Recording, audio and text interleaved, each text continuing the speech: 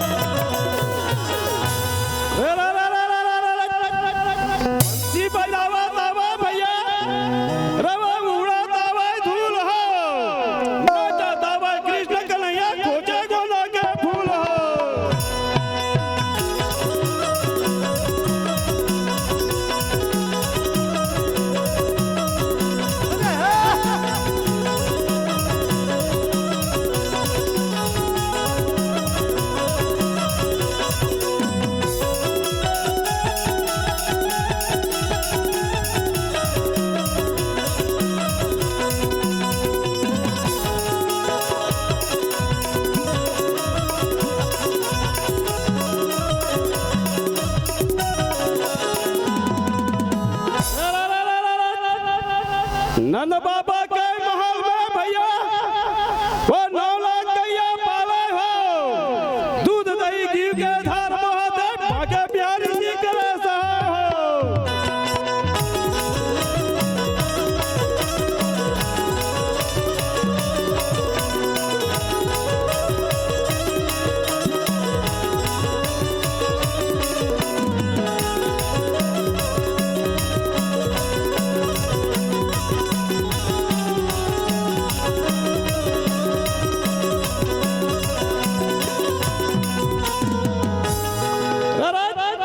वृंदावन सही बन नहीं संगे, अरे वो गोकुल जैसे धाम हो।